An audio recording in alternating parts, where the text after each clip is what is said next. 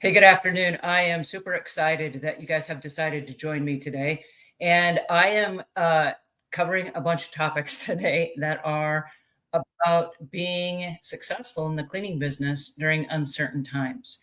And we are in one of the most weird, uncertain periods of time that I remember since I've been in the cleaning business. Now, I know many of you have joined me here today. I see many of your cameras are turned off. If you would like to participate with us in today's conversation, you'll want to turn your cameras back on and give me a thumbs up when you're ready to come up on stage. I've added a couple of comments over in the notes. If you just want to watch while you're working or you want to listen, there's a better link so that you can see all of the slides a little bit bigger than just seeing them in small view while I'm also talking. So that's a better link, but I've put those in the side. I'm also going to be checking the comments on the side for those of you that want to just jump in and ask questions as we go. But I did make some slides for you today, and we will make this whole slide deck available to you if you're on the call today. Now, today is a special visitation session, I guess, if you will, where we have lots of people that are not part of Savvy Cleaner that are joining us. We do this once a year, and this is a special invite so that other people can kind of take a look at what we're doing. The reason we're sharing this session with you today is because there are a lot of questions that have come up over the last several weeks and several months about house cleaners that are trying to compete. And they feel that the competition that they have is in their market only. And that's not exactly the case. So I want to cover some of the uncertainties that we're facing, and then we'll break it down and we'll unpack it and we'll figure out what we can do to maintain our current business status and then to be a little bit more successful during these times. Okay. There are probably about 30 things that I'm going to cover, and I'm going to call them 30 golden nuggets. These are things that I have tried over the last 3 decades during ups and downs and ebbs and flows in the business that have worked successfully for me and then thousands of companies that I've trained. And so I want to share these with you, and they may not all apply, but there might be 5 or 6 things that you want to do and you say, hey, that's totally something that would work for me and something that I want to use in my business. So make notes as you go. And then also there will be a replay of this that is available immediately following in the link that I shared with you. It's a YouTube link. We're uploading this to YouTube at the same time. That way you can watch it and listen to it again and again and again and again and go back and review the slides. And maybe there's something that will work for you that you can then tweak and then make it successful for you. Okay. So the first thing that I want to do is I want to, again, say hi to everybody. I'm super glad that you guys have joined us. Today, we're talking about how to win at the cleaning game during uncertain times. And some of the things that we talk about when we're talking about uncertain times is we're talking about not just economic shifts, but also competition, customer hesitation, workforce shifts, and inflation. Okay, those are just the basics, and I'll break those down a little bit. When we talk about economic shifts, we've had some real successes in our economy, and then we've had some really stagnant places that have come up out of nowhere. Right now, inflation has kind of tapered off. It's not going up so steadily, but prices have not gone down. Since the pandemic, prices are still higher right now than they were pre-pandemic. Now, I know in the cleaning business, a gallon of bleach, for example, before the pandemic was 89 cents where I live. And if I go to the grocery store today, it's $8.98. So some of the prices went really high and then they just kind of maintained and they didn't get a whole lot cheaper. And as we're starting to introduce things like tariffs to the different countries that supply some of the cleaning equipment that we use, those prices might also go up. Since the pandemic, one of the real things that we've noticed is the cost of labor has gone up. So if you're a cleaning business and you're hiring people, the labor costs have gone up. And the people that we hire, the employees that we're hiring, want to earn more money. Okay. So those are just some of the things that we have to be aware of.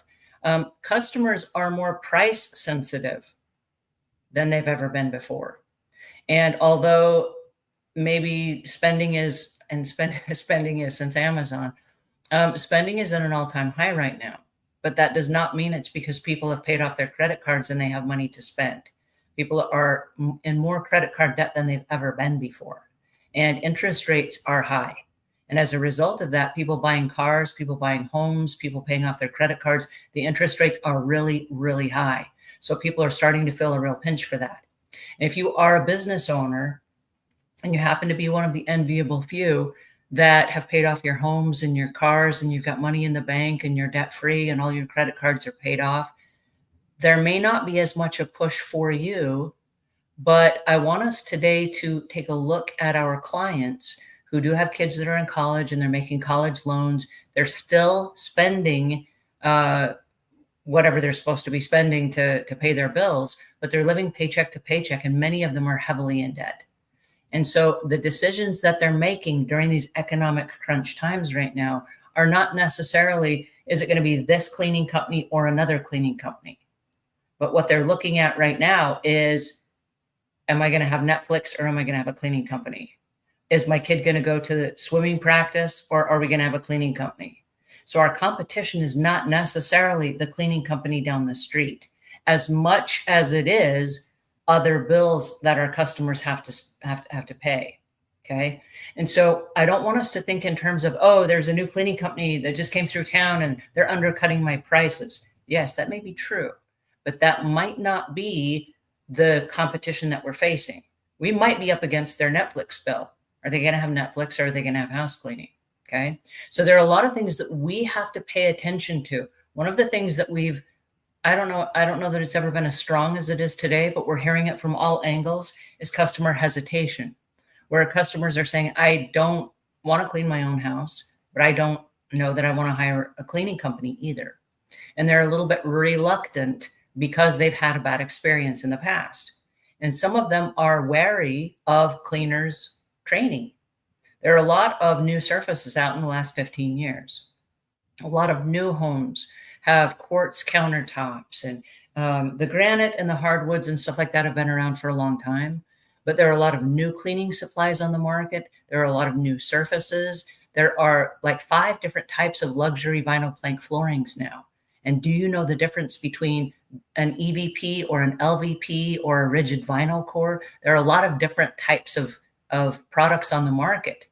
And so if you're experimenting on your customers' surfaces, and lots of new cleaning companies are, okay, I'm not going to try to fool you, but there are a lot of people that are like, oh, well, I found some cleaning supplies in my store and, I got a few free minutes. I think I'll go start a cleaning business. And that's really all they have. They're not using any personal protective equipment. They're mixing chemicals. They're doing some really dangerous stuff. And then homeowners are taking the hit. And many cleaning companies will say, oh, yeah, sure, I'm insured. And they're just saying the words. But when it comes time to file a claim because they've damaged the customer's property, they don't have the insurance to cover it. And then because they don't have the money out of pocket to pay for it, it's bankrupting some small businesses. Okay. So there's a lot of weird stuff that's happening in these uncertain times. What I want you to do is I want you to stop and say, wait a second, I'm a professional. I'm here to this game and I can make this game work. Okay. I want to stop for a second and ask if anybody has any questions about the economic uncertainty that we're in right now. And you can raise your hand. You can give me a thumbs up if you want to come up on stage. If you're just listening, that's fine. We're going to go ahead and we're going to continue with what I want from you guys. Okay. I want you to be successful. There are a lot of cleaning trainers that are out there and training programs to say, hey, I'm going to help you earn $1 million. Well, I got news for you. And it's sad news. $1 million doesn't go very far anymore in today's society. It really doesn't. Okay. And if we take a look at what it takes to earn $1 million in the cleaning business, it's literally about 200 clients a year at about $220 to $250 per cleaning, biweekly cleaning. That's about it. Okay. It's not a lot of clients. And how many employees do you have to do 200 clients per year? And so what we're asking of you is not outrageous stuff, but it's going to take outrageous behavior and it's going to take personal discipline. And so what I'm asking from you is to bring your Spartan selves. These are Spartan racers, people that race through mud and they get grimy and they do all the work. Okay. These are people that are not afraid to jump in the fire pit and really make business happen. There are a lot of people in today's era, and this is an era of social scrolling. We scroll and we see people with really nice stuff. We're like, I want that. And we go into debt to get it. Okay. I'm asking you not to go into debt. I'm asking you to do the work, to live below your means, and to really put a program together that's not going to sustain you for today and tomorrow and next week, but so that you'll still be here in the cleaning business 10, 15 years from now. Okay. I've been in the cleaning business for 33 years. And it's because I've learned how to taper the ups and downs, the ebbs and flows. And I want the same for you, because the day will come. And it's kind of a sad moment when it comes, when you've outsmarted all of your customers, and your customers are like, well, I live in a really fancy house and you're a cleaning company. And you're thinking to yourself, yep, and I've got 2 Mercedes in the driveway that are paid for. I've got a $6 million home that's paid for. And you start looking around and you're like, yes, my business has brought me these things. You might have 30 or 40 or 100 people that are under your employ. And then you go to their house and they treat you like you're just a maid. And, you know, they don't understand that it is possible to have your own business and be really successful. But in order to do that, it is going to demand some really serious disciplines from you. Do we have any questions on that before we move on? All right. Personal discipline number 1. You got to have daily routines. You cannot get up every day as a house cleaner and wing it. There are a lot of house cleaners that get up and they are reinventing day one over and over and over and over again. And it's exhausting. And you burn out really quickly in the business if you keep reinventing every day. So what we're going to do is we're going to start creating systems that serve you for the long haul. One of the systems I personally created, and this was, I don't know, almost 30 years ago, is I created a uniform for myself that I wear every single day. And wait a minute, it's this shirt. I know, right? I don't have to think about it every day when I get up. It's part of a routine. At any moment, I can go in the closet and I can change my clothes and wear something different. But when I get up every day, it's the same outfit. It's the same hairstyle. It's the same jewelry. It's the same cleaning caddy and the same car and the same everything. You systematize everything, and that is the norm. If you're just going to wake up every day and you're going to wing it on purpose. Okay. Wing it with a series of systems so that you're not deciding every day all the little tiny nuanced decisions that are really not important. Okay. As long as you're professional and you show up consistently looking the same at your clients' homes, there's not going to be a lot of guesswork. Okay. But I want you to have routines. The routine: get up every morning, spend some time for yourself before you go out to serve your clients. That might be getting up to have a morning walk, or maybe you have a morning coffee or morning prayers, or maybe morning journaling. Maybe you get up and you run on the treadmill for an hour before you go out and clean houses.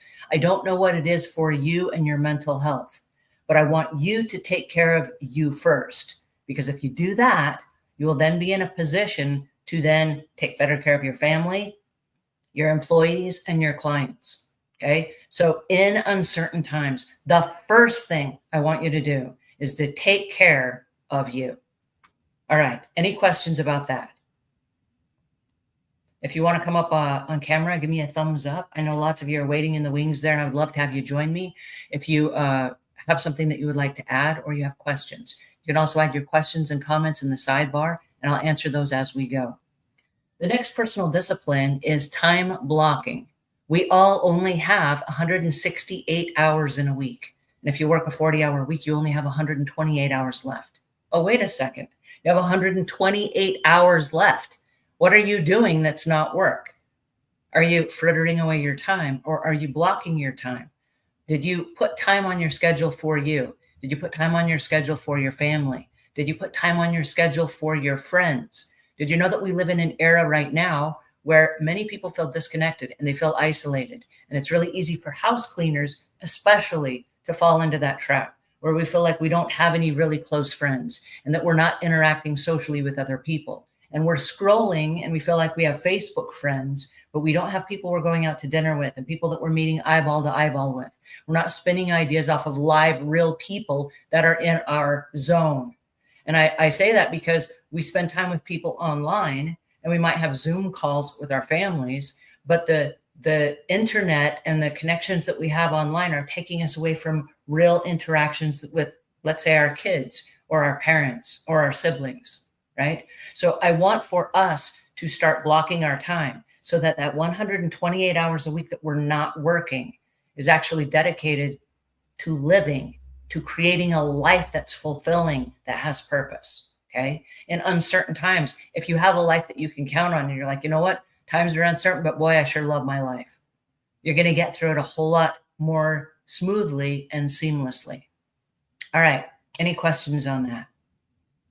All right. The next one is a mindset reset. And it's easy if you are on social media to get caught up in a place where people are, I don't know, saying mean, nasty things in Facebook groups, or people are maybe being, I don't know, judgmental. They're making ugly statements, things like that. And it's easy to get offline and just have this feeling of doom and gloom. They call it doom scrolling, where things that happen online make you feel worse about yourself. This is a real tragedy for house cleaners because we work in our heads all day. We're working by ourselves, we're cleaning, we're busying, and what are we doing? We're playing tapes over and over in our head of things that have happened before.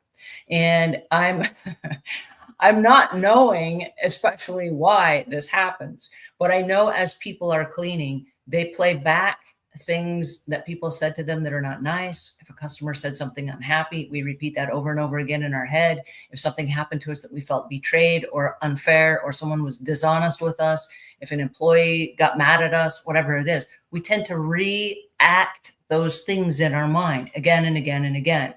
And it's unfortunate because as we go through our day, our mind is our biggest asset. It directs every single thing that we're doing. And so if you can tap in to your inner wisdom and you can tap into something that's positive and something that will reset your mindset, then when you go out, you're going to spew happiness and joy and positivity instead of doom and gloom that you picked up from somewhere else that you're rehearsing over and over in your head. There are two tapes that I created, and I will leave the links in the replay. And both of those are tapes that you can listen to for 8 hours at a time. They're both 8-hour tapes. If you go on YouTube and you just Google Angela Brown, the new tape, one of them is a tape that I listen to every night when I go to sleep. And I listen to it, even though I created it, I listen to it because it's very positive. And I threw in a whole bunch of things for business owners about eating right and sleeping right, staying hydrated, having money, being debt-free, being in a positive space, having great relationships, exercising. There's a whole bunch of stuff in there that if you do nothing else but listen to it over and over and over again, what happens is it's going to start reprogramming your mind. And the reason I say that, and this is very, very, very important, especially during uncertain times, if you reprogram your mind, as those things in your life start happening, you're going to start recognizing them and go, wait a second, that's for me. But you're not going to recognize it if it's not already on your radar, right? If I were to tell you that there are some pink boots that have a little elephant trunk on them, and I said, hey, this is a new product that just came out and it's super cool and it's like really high fashion, you might go, that's the craziest thing I ever heard. But if you started seeing people wearing them, all of a sudden you become aware, and now you start recognizing them for all the different celebrities or people that are wearing them, okay? And you're like, whoa, I keep seeing them everywhere, right? Well, because they're now on your radar. And so when you have positive things that are happening in your life and you keep reprogramming your mind for positivity, when it starts showing up in your life in different places, you start recognizing it, going, yes, that is for me. And you start claiming it as your own. Okay. So I want for us to take a look at the different things that are happening in our life, personal disciplines, and I want them to become part of your norm, not just during uncertain times, but especially during uncertain times. Okay. Positivity. All right. The next one is health habits. I could teach this all day long. Your personal wellness is the essence of your business. I can take a look at any person that's in the cleaning business, and I can tell how your business is doing by how you present yourself. And the reason I say that is because what we do is a reflection of how we believe about ourselves and what we believe we deserve. And so when there are people that are like, oh, I'm just going to work, and I'm not going to eat right, I'm going to fill my body full of junk food, I'm not going to sleep very well because I'm a business owner, and I'm going to stay up all night during the night, super stressed out because I can't manage my time and my employees. And I feel like my business has been hijacked by my employees or my clients or whatever, and they're super stressed out. Okay, that shows up, and then that is a reflection of your business. And what happens is you create this vibrational aura around you, And the people that work for you start picking up on that, and they share that same vibe with your customers. Okay. So when I say there's got to be a mental reset, it's not just a mental reset, it's a physical reset as well. And so if you think of you as the biggest asset in your business, it's more expensive than any vehicle you'll drive. It's better than any piece of equipment you'll ever have. It's better than any employee you'll ever hire. You are your biggest asset. You're the brains, you're the guts, you're the motivation, you're the finesse, you're all of those things behind your business. And so I want you to take care of you. And by that, I mean, I want you to stretch every day. Every day, if you're cleaning houses, you're going to be on your hands and knees, cleaning behind toilets. Okay. I don't know any other way after all these years to do a really thorough job cleaning behind a toilet unless you're on your hands and knees. You need to be able to get down on your hands and knees. You need to be able to move and stretch and get in all kind of weird contorted positions to do the kind of cleaning that is going to be required. And for that, I need you to exercise. The cleaning is not the exercise. You got to do core and ab strength exercises. You got to stay hydrated and drink a lot of water. I'm not talking about sugary sodas. I'm talking about a lot of water. And you need to be eating healthy things, healthy fuel that actually fuels you for a long duration. Okay. If you're in the cleaning business for 30 years, I don't want you to tap out after, I don't know, a couple of years. There's a house cleaner that I trained, and it's really sad, but she was doing 5-hour energies a day to try to keep her energy up so she could clean all day. And the answer for her was to go 100% off of all of it because it was stressing out her adrenals. And that adrenal fatigue was erasing all of the natural things that her body was doing, from endorphins to healing to everything. She was wiping it out. Okay. So I really, really want to stress the fact that you have to eat right if you're going to do a physical job all day. And we've got Dusty here, and Dusty made a comment. She said, amen, push-ups, protein forward nutrition. And I want to give Dusty a shout out because she's just gone on a massive weight loss program and done a complete reboot of her personal, mental, physical, spiritual, and all the things health. Okay. So Dusty, hats off to you. I'm really proud of you for the work that you've done. Patty says, hey, lovely lady, I'm cleaning as I listen. I admire you. Oh, thank you so much. Talk about positive attitude. That makes my day. The personal disciplines will save you. Okay. But it has to be built into your schedule, and it has to be built into every day. So I want you to make you a priority every single day. It's part of your 168 hours a week. And I'm going to ask you if you'll take 2 of those hours a day. That's only 14 hours a week. Okay. If you take 2 hours a day, 1 hour for mental health, 1 hour for physical health, and you read and learn and study something new, you're going to be a dynamically different business owner. Okay. 14 hours a week. It's not too much to ask when you're giving to everyone else. All right. The next personal discipline is, I'm going to ask you, believe it or not, if you will limit your distractions. This is your phone, your social media. I need you to create some personal boundaries. And the reason I'm asking you to create some personal boundaries is because if you cannot focus on personal development and your business, and you're just wasting time consuming other people's content instead of actually creating a life that you're living, literally life is going to drift away from you, and you're going to go, whoa, what just happened to last year? It just blew right by. And then the next year and the next year and the next year, and you're going to be working, and you're going to have nothing to show for it. So it'll limit your distractions. And by that, I mean, don't check your email all throughout the day. Turn off your notifications. If you need for notifications to hit you, jump in at a particular time and respond to all of them. You've seen these threads, like I'm on a thread right now. It's somebody's birthday today. Happy birthday. And then every time somebody says happy birthday, then it dings and it interrupts you, right? I already know it's the person's birthday, and I already said happy birthday.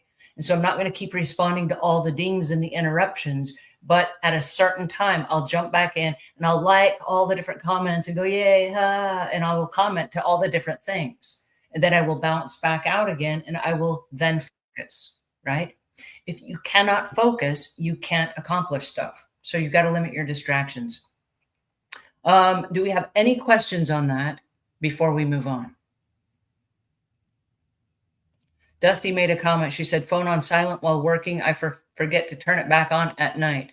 That is that is true. You can forget to turn it back on, but I will share this with you. And this is really interesting. When you put your phone on airplane mode or silent mode, it will send a notification to the person that's trying to contact you. And it will say, hey, this person has turned off their notifications, which lets them know they're not going to respond to you right away. They're doing something. And all we assume, if you're doing something, is you're sleeping, which you deserve. You're taking care of yourself, which you deserve. You're having family time, which you deserve, or something else, right? Nobody puts their phone on silent mode just so they can sit here and go, I'm sitting here waiting for a response from someone. They don't do that. If they're waiting on a response, their phone is not in silent mode. We put silent mode on when we're teaching someone, when we're consulting, when we're in a therapy session, when we're praying, when we're meditating, or whatever, right? When you're taking you time or time for your family, that's when your phone is off. And it's okay. It's okay to put your phone in off mode, especially if you run a business, because you don't want customers contacting you at 1 o'clock in the morning. All right. The next personal discipline that we have is lifelong learning. We live in the information age. And if you are in uncertain times, and you're questioning, am I in the right business? Should I still be cleaning? Am I doing the right thing? This is the best time to question everything. Listen to podcasts, watch YouTube videos, watch tutorials, take training, read books. There is more information available to you today than there has ever been before. And even with the advent of AI, which is fairly new, you can re-guess everything that you've done. And you can say, hey, am I doing this right? Am I on the right track? Is there something I haven't thought of? And you can get feedback in real time immediately. We have better tools than we've ever had. And so in uncertain times, you can jump online with an AI tool and you can ask a series of questions. And guess what? I found this to be true. Sometimes I'm talking to a coach or a mentor or a therapist, and I feel like I've asked too many questions. And I feel like, oh no, they're going to think I'm stupid or I'm wasting their time because I've asked too many questions. So I kind of need to like taper my questions and kind of hold off. AI is not like that. You can ask as many questions as long as you want, as late into the night as you want, and it will keep answering, right? It's really awesome. And it doesn't judge you. It lets you ask the questions however stupid you might feel they are. Oh, I'm afraid to ask a stupid question. Guess what? It's okay with AI, right? So don't be afraid to learn something new. And I'm going to encourage you in uncertain times. Learn something new every day. Learn about the economy. What is the economy doing today? How is it affecting my customers? How is it affecting the people in the area in which I live? Who are my competitors right now? What is the scope of my business right now? What is happening in the industry I'm in right now, right? Learn something new every day. We've got several questions here. Not questions, but Dusty says the phone is on silent while working. She forgets to turn it on at night. Then she says, that's why I don't usually listen to music while I'm working. Distracting and my phone alerts go off. That's a really good point. Then she says, personal and professional development is awesome. Yes, thank you for sharing that. Patty says, same here. I just heard of this idea. Spend 1 hour a day on something that matters to you. Rome wasn't built in a day, and I can't conquer everything in a day. Thank you for bringing that up. And I love that idea for this reason. None of us learned everything that we know overnight. You do not go from being an infant to an adult overnight. And it's really easy in the cleaning business. I can't tell you how many times people have said, I just got in the cleaning business this weekend. Can I go through all the training that I need to go through? And like by next week, like be up and running and have everything all ready to go. You can be up and running and have everything all ready to go, but you're not going to learn everything you need to know about business in a week at all. No, I promise. After 30 years in the business, I'm still learning new things. And I'm learning things that didn't exist when I started my cleaning business. When I started my cleaning business, there was no AI. There was no email. There was no websites. There was no internet as we know it. And way back in the day, if you go all the way back, this is a really interesting idea. I'll share this with you really quick when we talk about learning every day. Excuse me. When I started my cleaning business, we did not have Google. We did not have Google search. We did not have Google ratings and reviews. It didn't exist. The internet didn't exist. Websites didn't exist. And maybe they existed for specific groups or whatever, but it wasn't the mainstream for cleaning business owners. And so what happened is I went to the public library on my way to work, and I was allowed to ask with my library card, which was free, 20 questions of the librarians. And while I was working, they would do all of the research. And at the end of the day, I would swing back by the library and they would have a whole list of periodicals and microfiche and magazines and different places I could go to find the answers I was looking for so that I could be a better business owner to grow my business. That's how we did research way back then. Then the internet happened, and then there was like Ask Jeeves, and I could ask Jeeves some questions, and Jeeves wasn't very smart, but it was the only place online you could go and ask questions. And then like you would get answers. And then the search engines came into popularity. And then there was Google. And I'm like, whoa, I can go to Google and I can just ask a question and it appears, right? Imagine being a business owner and having access to something like Google, where you could find answers for your business that you did not have to pay for aside from your monthly subscription, which I believe at the time I had AOL. And so you pay like $20 a month or $19.95, and that was that old dial-up connection that would like ring, like, "Ah," and then finally you would connect and go online and you could get some answers, right? But the tools we have available to us are better than any tools we've ever had before. So don't leave yourself hanging out to dry because you don't have the right kind of tools. You can learn as much as you want to learn while you're working every day. All right, so I just want to throw that out there. Personal disciplines. Learn. Just keep learning. All right, the next personal discipline, not a personal discipline, a business discipline, is systems and processes. We talked about this for just a second. Excuse me. We talked about creating systems that will save you.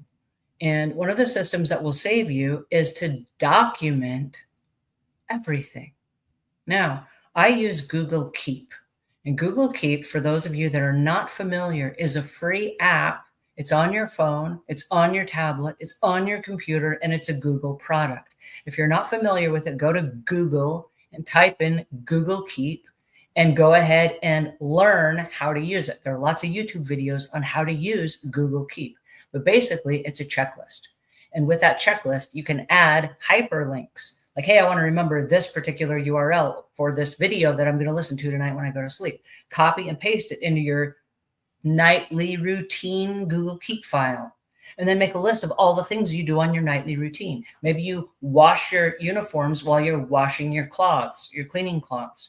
Maybe you listen to a tape as you sleep at night. Maybe you brush your teeth at night after you've had your vitamins for the day. Maybe you read something positive before you go to bed at night. Maybe you check in for the day and you make a list of all of the accomplishments that you had in your cleaning business, whatever. But you make a list of all those things. Then when it comes nighttime, you simply check them off. And as you check them off, that becomes a system. And as you check them off, they scoot to the bottom of your list. Then the next night, instead of creating a whole new list, what you do is you just uncheck the list and it all goes back up to the top again. And then you get to reuse the list again. I know, it's so awesome, right? You don't have to keep reinventing even your checklists. And as you check stuff off, it's gone. Now, what's really cool is in your business, you can also have checklists. And then you can share those checklists, Google Keep, with anyone on your team. You just simply add at the bottom, there's a little person with a plus sign. You click that on Google Keep and it opens up and you add their email. And now that person has access to your checklist. Here's how it works. A system that will save you. Right now, during uncertain times, what's happening? Well, what's happening, nobody wants to admit it. Nobody wants to talk about it. We don't talk about it a lot, even at Savvy Cleaner. But if you start a cleaning company and you hire employees, chances are they're going to take your cleaning equipment and your cleaning supplies, and they're going to go out and they're going to moonlight on the side. So they might work 4 jobs for you per day or per week, and they might work 4 jobs for themselves. Okay. But they're using your equipment and your stuff. But If you have a system in place, we call it an SOP, that stands for Standard Operating Procedure. If you have a standard operating procedure that says at the end of every day, when the employee is leaving the customer's house, they open up their phone with a Google Keep file and they take a picture of their cleaning caddy and they mark off all of the supplies they have. My glass cleaner is half full. My degreaser is 2/3 full or whatever. And now you're keeping track at that house of the cleaning supplies. So now you have an inventory. And when you restock the cleaning supplies, you know exactly how much was used at every house. And now you can start adding that in to your bottom line to know exactly how much you're spending. Because it's really hard to scoop a cleaning company's supplies and equipment and all these things if you're inventorying and sending it back after every house after you clean. Okay. So there's a way to manage the theft, and theft is a very strong word. Lots of house cleaners say, well, I was using the supplies. But if your employees are moonlighting on the side and they're using your business to do it, at least be aware of it. Okay. You might allow it and that might be fine, but at least you'll be aware of it. Okay. So you want to create some disciplines for your business that include standard operating procedures. Now, we had scenarios in the last week or two where we were creating new standard operating procedures for companies when in uncertain times, weird things happened. Like, for example, there was a cleaner that showed up at a house and she was there to do an estimate. But instead of doing the estimate, she just started cleaning while she was there without making arrangements prior to the excursion with the homeowner. So the homeowner thought there was just a walkthrough with an estimate. And the house cleaner thought it was a walkthrough with the cleaning. So she just started cleaning stuff. And then at the end, like, hey, here's my bill. The homeowner's like, you haven't even given me a price yet. While this was a walkthrough and you're cleaning as you go, you haven't given me a price and I haven't agreed to it. So now I'm not going to pay you because I don't have anything in writing and I haven't agreed to it yet. You're just giving me an estimate. And the house cleaners are like, oh no, I spend all my time here doing this. You owe me money. So we had to create a new standard operating procedure that means the client agrees to the cleaning before you clean, right? That sounds like cleaning 101. But for some people starting their business, they may not know what the standard operating procedures are. So this is a time when something malfunctions and you're like, whoa, that didn't go my way. Okay, it didn't go your way, but let's make sure it doesn't happen again. What would you do differently next time? Next time I would make sure the client agreed to the cleaning before we clean. Oh yes, that's a great way to do that. How are we going to verify that the client is in agreement with our terms? Let's get it in writing. What does that look like? Now we have something in writing, and that could be a checklist, that could be a worksheet, that could be payment terms, that could be an agreement. We could already have specified that it's going to be every other week for the cleaning or once a month or whatever the frequency of the cleaning is. It could be on a certain day. We could determine that as part of that process, we have a day on the schedule, like Thursday at 8 a.m., and that it's already locked in for 1 year. And with that 1 year, we could also determine that we're going to guarantee our price for 1 year as long as there are no breaks in the service. If there are 2 or more cancellations, it breaks the price. And now you can't guarantee the price or the slot for that customer. There might be things like that that we instill in the process we're doing so that we just don't have clients taking advantage of us. Every day I hear house cleaners say, oh, my customer keeps canceling on me. Okay, let's create a standard operating procedure where that doesn't happen again, especially during uncertain times. If you're crystal clear about how you run your business, that won't happen. Okay, so do we have any questions on standard operating procedures before we move on? We got lots of folks in the wings. Guys, I'm super glad that you're here. We got lots of folks that are watching as well.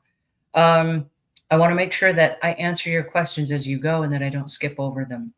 But another business discipline that we really need to focus on, and something that I think house cleaners are traditionally bad at, is delegating. And because we are do-it-yourselfers, because we're the ones that started the business, because we are so capable and competent, it's easy for us to do everything ourselves instead of delegate. And in this particular era, especially during in uncertain times, delegating is going to be the key to success. And so for us, when we buy our groceries online and we drive by through the grocery line on our way home from work and we pick those groceries up to go home, what we've done is we've delegated the grocery shopping to the store. And that is a service that some stores offer free of charge. While you're buying their groceries, they don't charge you anything extra for them doing your shopping for you. Do you know that there are companies like Home Depot and Walmart that will also do your shopping for you? And there's a small fee. It might be like the Amazon fee where you pay $100 a year or something. And if they can't deliver it, they can't drop it off to you at the store, the curb pickup or whatever, they can also deliver it to your house. So there's a delivery and a pickup option there. And what's really cool about that is I stopped shopping altogether. It saves me from going into a store and looking around and trying to find stuff on what aisle is it on, do they have it in stock, and it doesn't matter. Okay, I can go online, I can look at it, I can go buy. I can verify prices, I can price check with other vendors, other stores, whatever it is I'm doing online. I can buy it and I can have it either delivered or curb pickup.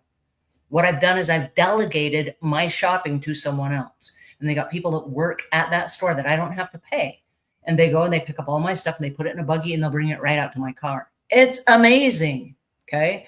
And so the reason I say this is because when I say delegate stuff in your business, we often think we have to delegate business tasks, but sometimes we don't.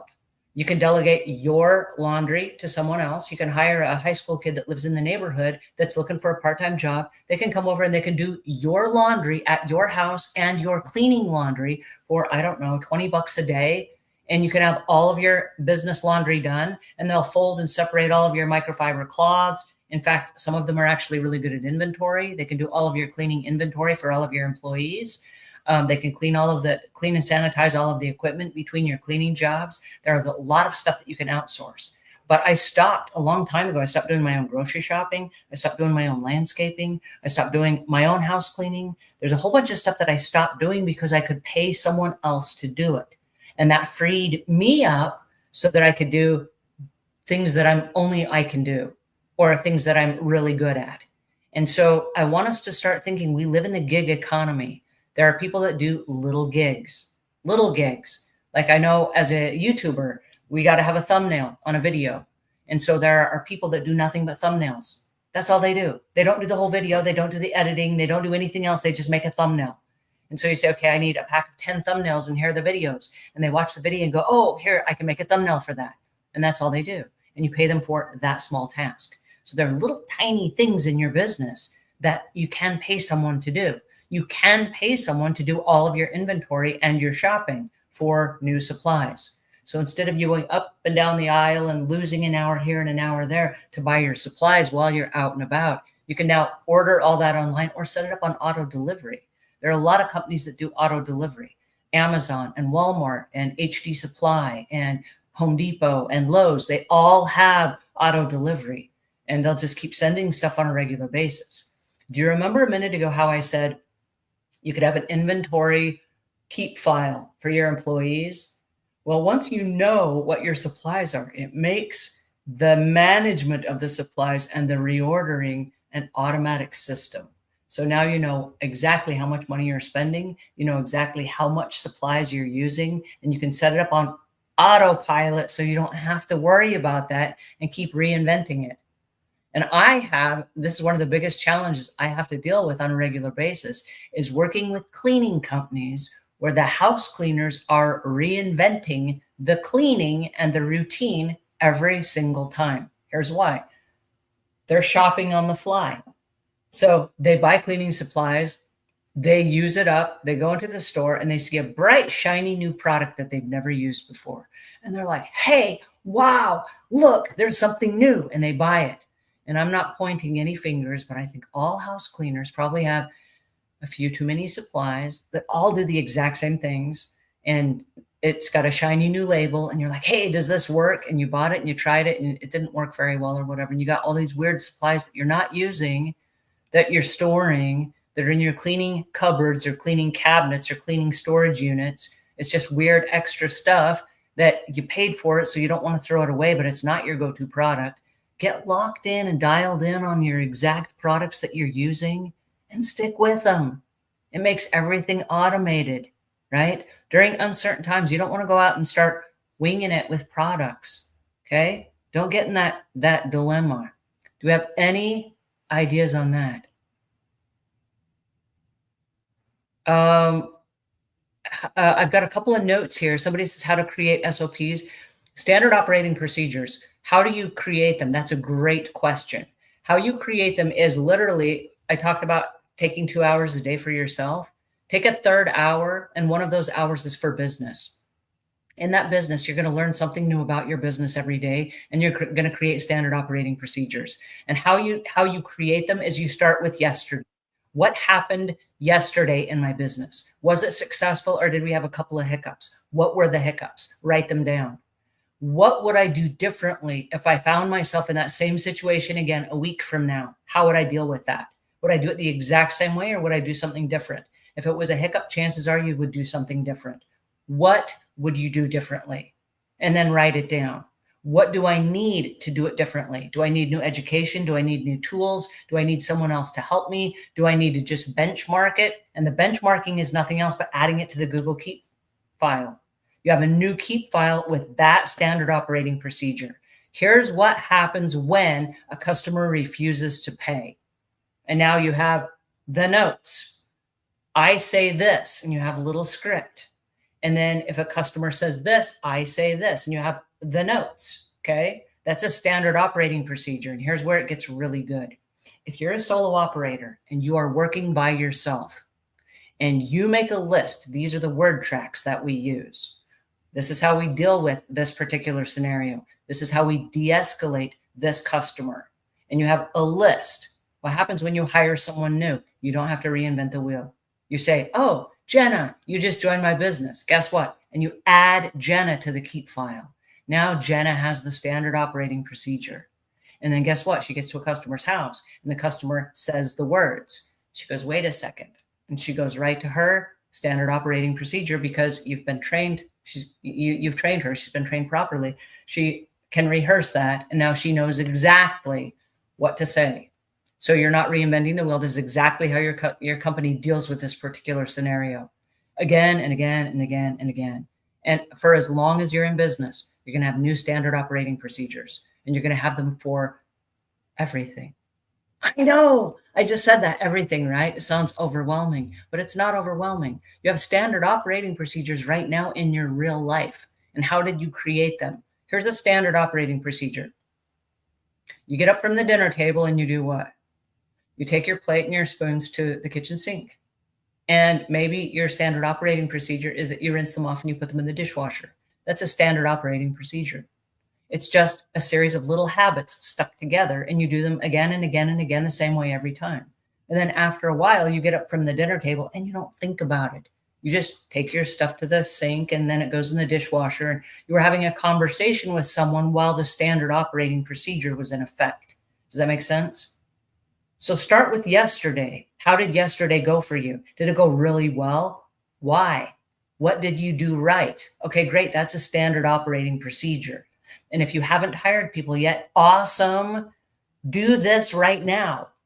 Document everything so that when you hire somebody, you're like, oh, that's operating procedure 104 or whatever, right? You can default to that because you have them already created. And if you're just creating them, that's fine. Everybody starts from somewhere, okay? But just make sure that you are creating them and that you have them. All right, I got another question here. Patty says, can't participate because I'm at work. Ugh. I know, I hate that. But I have so many, I've done so many of these things and finally got it into a routine of all of that. Life is so much easier now. Patty, congratulations, because life is all about creating the new norm. And in uncertainty, guess what? Nobody will tell you this. I'm going to tell you this. There's always uncertainty. I have never in 30 years gone, you know what? We are just cruising along. Everything is like in certain times now. It is totally certain times. It's not. Everything is all wackadoodle. Life is messy, really messy. And just when you think everything's under control, it gets really, really messy with things you have no control over. aging parents, bratty teenagers. I mean, you name it.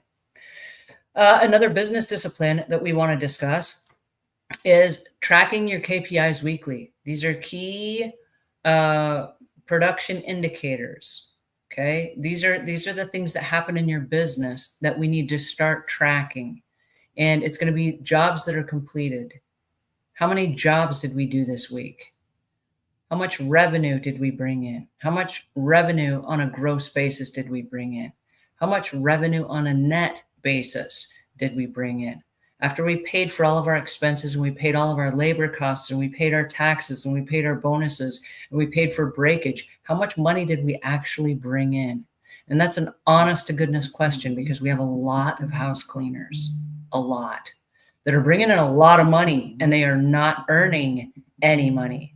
Okay. Let me say that again. They're bringing in a lot of money and they're not earning any money because they're spending as much as they're earning.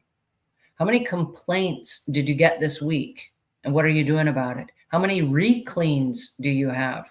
You got to track all of this stuff, because if you're not tracking it and you're just reinventing the wheel every single day, it's going to completely waste your time. What is your employee attendance? What is your actual time on jobs? Do you know how long it takes to clean a house? And if you've budgeted for that time, are you on that time? Are you staying with that time for a house? Because what happens is you can get on a job and you can say, hey, this is a 2-hour and 35-minute house. Guess what that means? That means 2 hours and 35 minutes you can clean that house again and again and again and again and again, because you did it all the same way. And so you need to be familiar with your tracking process. And you want to track especially in uncertain times, because if you have no idea, and one time a clean takes 4 hours, and the next time it takes 5 hours, and then it takes 2.5 hours, you can't budget a business that way, right? So you have to know what your indicators are. You have to know how much time you're spending and how much money you're spending. You got to stick with that so that you can then budget a business around it, plug in people where you need to plug people in, make sure that you have enough people to support the jobs and you have enough people to cover everything. You got to know, right? All right, the next one is another business discipline, but it's a backup plan. How many backup plans have you created? And do you have a backup plan? So my philosophy is plan for the worst, expect the best, and then life is going to happen somewhere in the middle. But I always have a backup plan. So if I go to this customer's house right now and I get there and I'm locked out and I'm not able to get in, what am I going to do? Have a backup plan. Who else lives in the neighborhood? Do you have people that have paid for special projects that you could pivot and you could say, hey, listen, I just arrived in the neighborhood. I'm locked out of a house. The customer is headed home and it's going to be an hour and a half before they get home because they're somewhere out of town or they're in a meeting.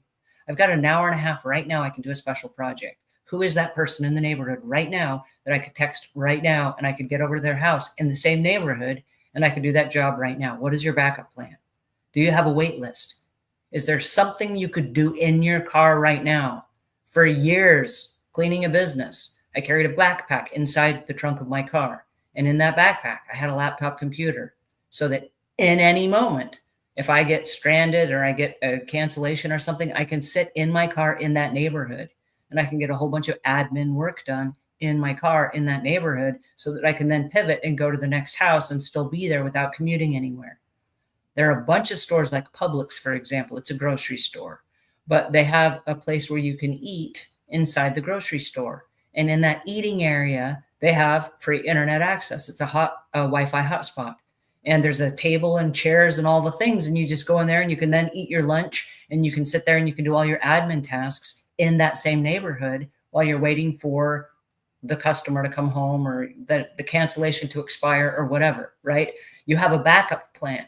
In uncertain times, don't waste time. Don't drive all the way back home. Don't pull into the nearest store and just fritter away 3 hours shopping, doing something because, oh, somebody canceled on me and I've got all day. You do not have all day.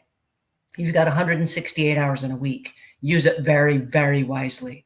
And I say use it wisely because time is your biggest asset. Time is your biggest asset. And when it is gone, it is gone. You do not get it back. Nobody gives you a refund on time. Okay. When you waste your time, you wasted it and it is gone to the ether forever. You don't get it back. And I look at people like Bill Gates. He's got way more money than I do. And all he's done is figured out how to use his time differently than I figured out how to use mine. Me and Bill Gates, we're twins. We have the same 168 hours in a week. But he's figured out how to use his better than me. Me and Jeff Bezos, we're twins. We both have 168 hours in a week. He just happens to be way wealthier because he figured out how to do different things with his time than I did, right? Don't waste your time. Figure out how to use it. So figure out in the time that you have the backup plans you're going to have. Backup plans for dinner, backup plans for laundry. If your washing machine breaks, how are you going to do those cleaning cloths for tomorrow's clean? Do you know where the nearest laundromat is? Like, have a backup plan, okay? In uncertain times, have a backup plan. Any questions on that before we move on? All right, the next business discipline that I think is really important is insurance, licensing, and compliance. Did you know that in the cleaning business, if we're following OSHA regulations, there's personal protective equipment we need to be using when we're using certain chemicals? Are you and are all of the people on your team in compliance with that? And did you know you could be reported to OSHA safety hazards if you do not follow the standards? And OSHA can send somebody out and they can fine you. You also need to be insured, because if you're not insured, you can run into some serious snags where you are, and I'm not going to blame customers, but in uncertain times, some customers in a pinch will do crazy things. They will file insurance claims for things that you had nothing to do with. And I'm not saying that your customers would, but it's happened. And so again, if you have a backup plan, great. Second of all, are you in compliance? Do you have insurance? Are you covered? If you're not, this is a really good time to think about that, because if times are uncertain and you might be one of the people that's living paycheck to paycheck, you might not have hundreds of thousands of dollars to replace something. If there's, I don't know, you get blamed for a water break, or I don't know, damaging a sewer system or something like that with your cleaning chemicals. You got to be really careful, but there are a lot of weird lawsuits and a lot of claims that have happened to house cleaners because the house cleaner was the last person there. And if you are a house cleaner, and this is a really important thing to pay attention to, the last person who touches the thing is the person that's responsible for it. So if you are the last person inside a customer's home and something breaks, you could be held responsible. And even though maybe it's not your fault and you didn't touch something or whatever, if it broke, something happened, you're the last person there. I'll tell you something weird that happened to me a couple of weeks ago. I was at my house. Okay. I'm not at a customer's house. I was at my house, and I went and I opened a window for fresh air, and I went in the other room. I was the only person at home, and I heard a crash, and I'm like, whoa, what just happened? And I went in the other room, and the window had fallen out.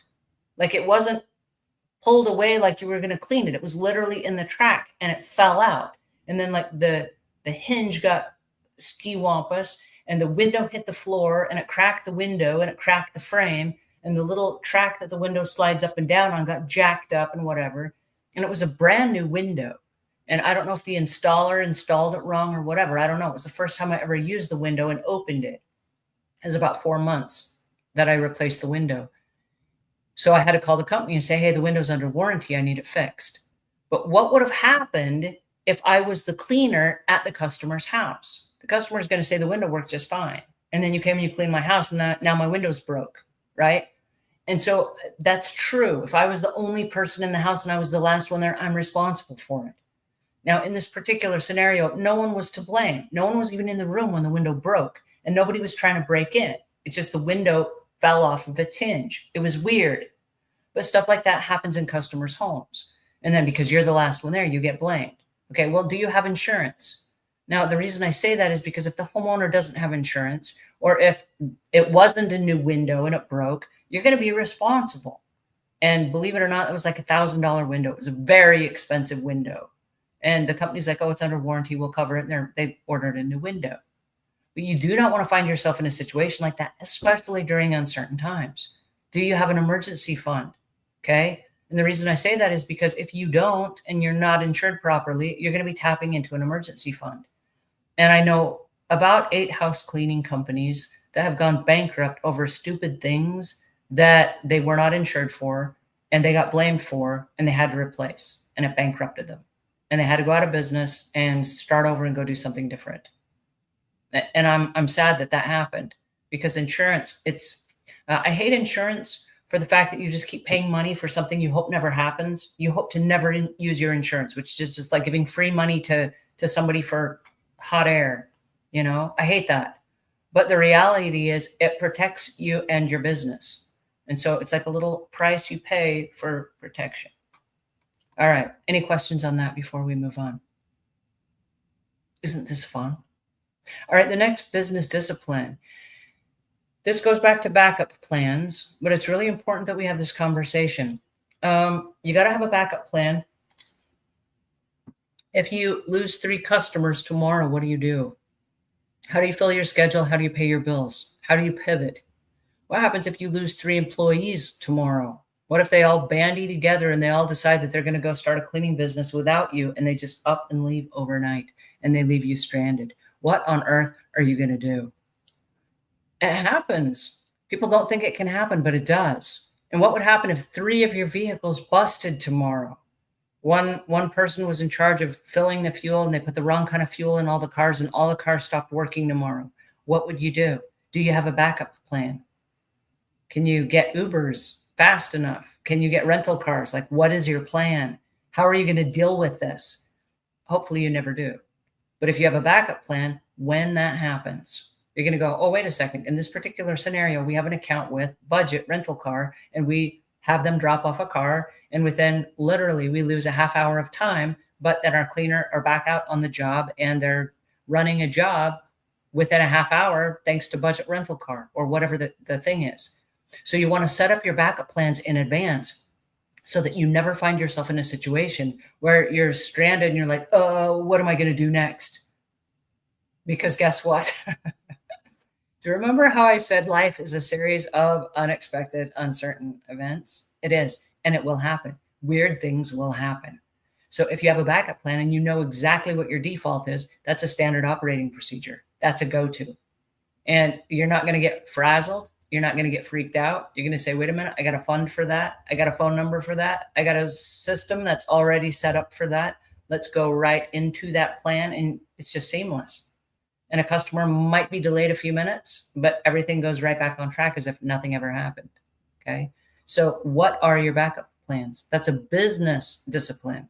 So we've got personal disciplines, we've got business disciplines. All right. The next one is a marketing discipline. And this is really important because for many of us, we have not figured out our marketing. Okay. Our marketing is something that we do when times are bad. We market, hoping that we're going to generate new business and that things are going to get good again. But during uncertain times, that could be uncertain good times. Are you marketing? And I want you to have a consistent marketing plan for all the times so that it's just an operating system that happens over and over and over and over again, right? We want to talk about email marketing as one of the marketing disciplines because email, it's not free. If you use a program like ActiveCampaign or ConvertKit or Fluent CRM, there are a lot of different programs that are on the market. We use Fluent CRM as our program with an SMTP, which then sends out email on a regular basis.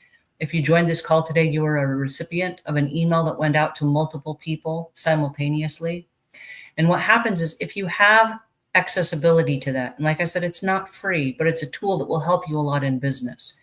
Instead of dumping a lot of money into marketing, if you'll get the email address of your clients and you'll follow up with them on a regular basis, this could be a nurture campaign so that during downtimes when money maybe is not as popular, let's say during the month of December or January, a lot of people taper off on their cleaning and cleaning can be slow.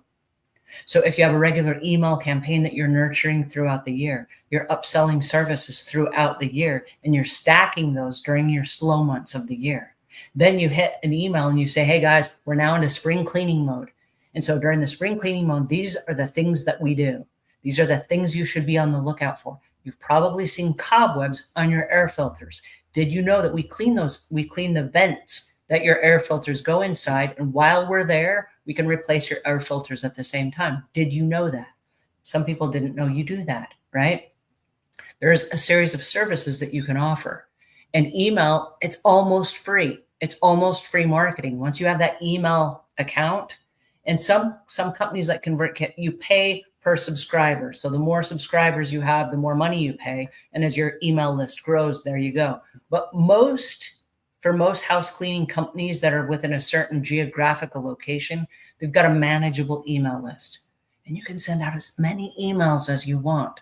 You can send out special deals, stuff for Mother's Day, Father's Day, Easter, Christmas, Thanksgiving, cookouts, holidays, birthdays, anniversaries, retirement parties, whatever it is, okay? You can send out emails for all of those things. You can send out a weekly newsletter that has nothing but cleaning tips. Here are 5 cleaning tips to make your home nicer before the house cleaner gets there so that it saves you money because the house cleaner is not there as long, right? There are different tips that you can send. And you come up with 1 per week, and now you're nurturing those people that may be your clients, and they may not be your clients. They might be one-off clients that only hired you for one time. But when they go to hire somebody again, or they go to hire the next cleaning company, who's going to pop up in their mind? It's the person that's been emailing them every single week, right? So during uncertain times, are you using email marketing? And I'm guilty of this. I didn't for the longest time. My email list was full, and I kept generating new emails, and I had an email list, but I wasn't emailing regularly. And what was horrible was I had all the business I could possibly take. So I was like, hey, I don't need to email, right? But during uncertain times, you want to keep people front of mind, because when they're ready to hire and you hit a downturn in the economy, or maybe a personal economic downturn, instead of starting over from scratch and then trying to pay to run ads or join something like Angie's List or Home Advisor or Thumbtack or whatever it is, instead of paying all of those expensive services, now you just go straight to your email list, and there's a group of people that already know, love, and trust you. And for the most part, if you've already cleaned for them once, you've already been in their home. They already know what you look like. They know how you clean. They understand how you operate. They know that you get paid at the time of service or in advance. I mean, they know all the things. So it's a no-brainer, right? So you want to make sure that you are using email as a strategy. All right, the next one. Do we have any questions on email marketing? Because that's a really interesting way to market if you haven't already. All right, the next one is adapting your message to the current moment. I want to hinge back on this for a second, because I know during the pandemic, everybody switched from cleaning. And I think typically people are like, oh, take your time back and spend more time with your family, whatever. Like, that's kind of like the traditional go-to for cleaning. But during the pandemic, everybody was like, oh, we clean and sanitize and disinfect and whatever. And everybody's message changed. But now that we're in 2025, what is your message? Did you just go back to the, hey, get your time back? Or are you specific with the message that you're sending? So be very clear about adapting your message to the economic uncertain times. Because right now, do you remember how I said the competition is not just the next cleaning service, but it could be the Netflix bill, or it could be the kids' swim lessons, or an extracurricular activity? What you're fighting for right now is money that the family is willing to spend. And I want to say that again, it's money the family is willing to spend. People are kind of pinching things right now, and they're not spending as much because of credit card debt and because of living paycheck to paycheck, and because raises are not really happening right now. They've kind of tapered off, where the economy is kind of at a plateau. It's not rising like it was, but prices have not come back down. And so the cost of living has gone up, groceries have gone up, fuel has gone up, housing has gone up, insurance has gone up, everything has gone up, okay? And then it just kind of stopped for a second, and everybody's at those really high prices. What are people willing to spend money on? And so your message needs to change so that they are inspired to hire a cleaner. So right now, what I'm really strongly recommending, if you haven't already, and you've been focusing on like, oh, spend more time with your family, that's nice. But what's really important right now is the health conscious awareness of cleaning houses. Clean the house so that you're not breathing the dust. That's really bad for your lungs, right? Clean your house so that you can enjoy and have a peaceful, zen, stress-free environment. There are a lot of people that are more stressed out than they've ever been. Wait a second, there's a company that will take this off my plate. They will come to my house and they will clean my house and they will remove all of the dust and they will wipe everything down and clean up all of the toothpaste and all of the spots, and they will clean up the gunk off the floor and the dog slobber and the spit and all the stuff. Yes, I need that. Just come home to a peaceful, zen-like environment. Change the message and adapt it to the times so that you're hitting people in the emotional needs of where they're willing to spend their money. You know what people are spending their money on? They're going to Amazon and they're buying things like, I don't know, patio furniture. Do you know what a patio furniture does? Yes, it's spring and everybody wants to be outside, but do you know why they want to be outside? They want to be outside because the picture looks serene. It looks like a nice, restful place where I can sit there and just enjoy a cup of coffee as the sun comes up in the morning. That's what they're buying. They're buying the cup of coffee and the sunrise. It's not the patio furniture they're buying, but that's where they're willing to spend their money. So can you sell them the same thing? Instead of having a picture of a cleaner, have a picture of a lady having a cup of coffee in her clean kitchen. Yes, that's it. That's what we can provide you.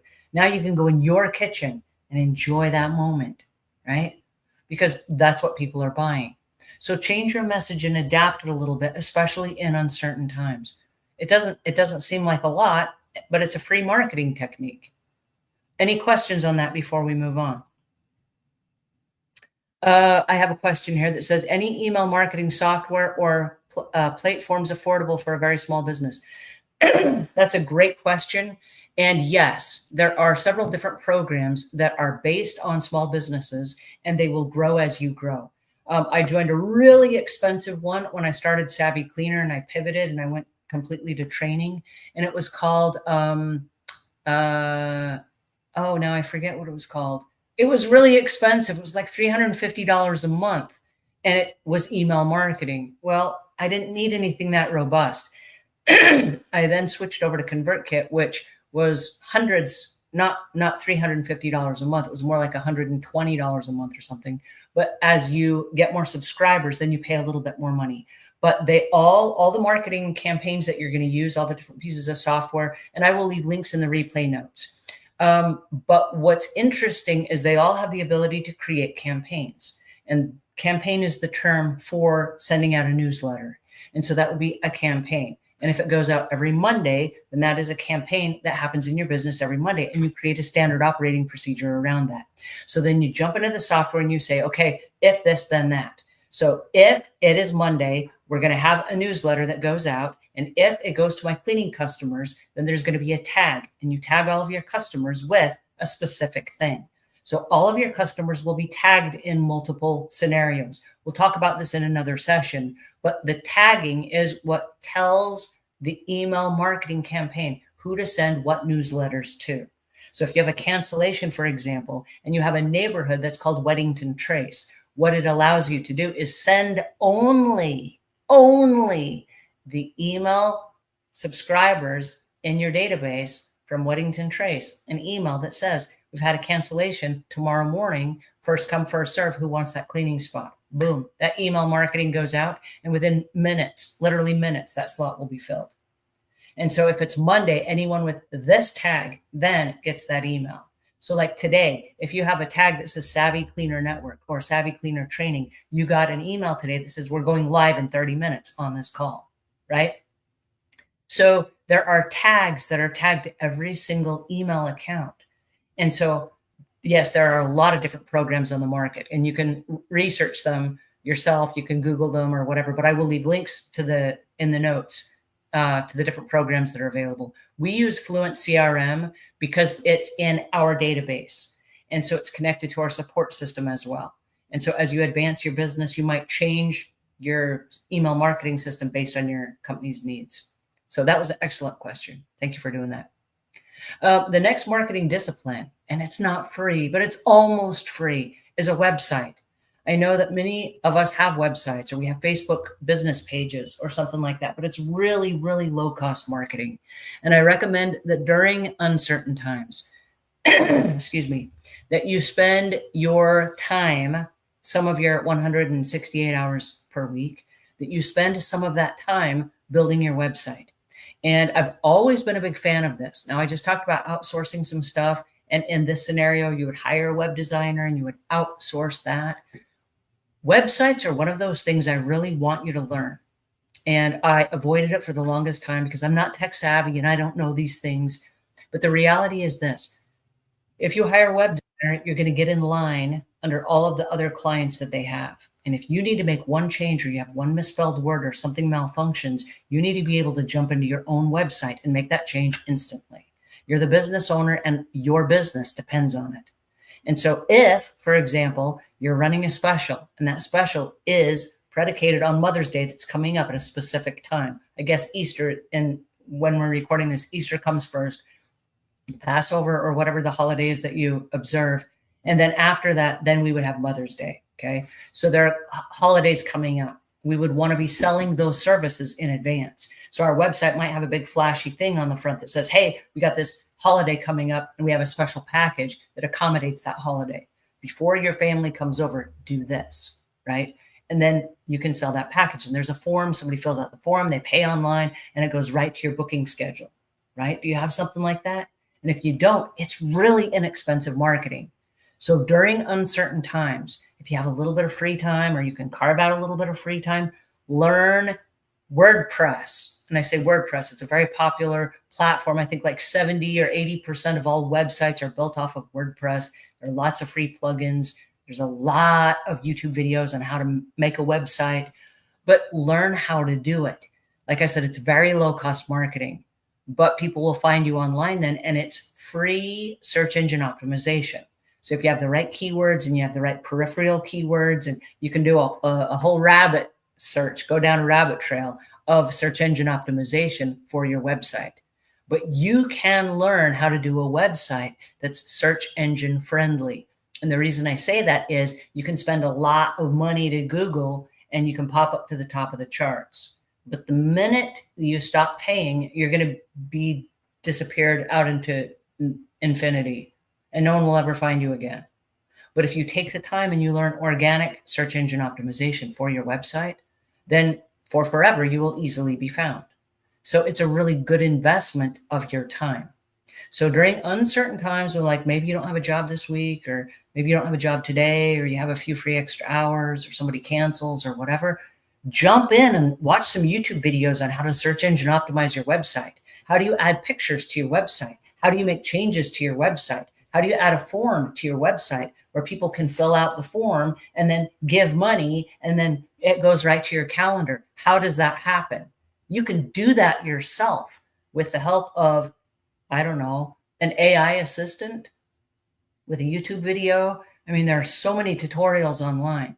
In Savvy Cleaner, if you're a member of Savvy Cleaner, we have a whole entire course on how to create a website with WordPress. And I didn't create it. There's actually a specialist that specializes in WordPress, and he created it. And he created it for us so that as business owners, we could create our own website easily and inexpensively. And for a couple dollars a month, literally, it's a couple dollars a month, like under $10 a month, you can host a website with all the bells and whistles.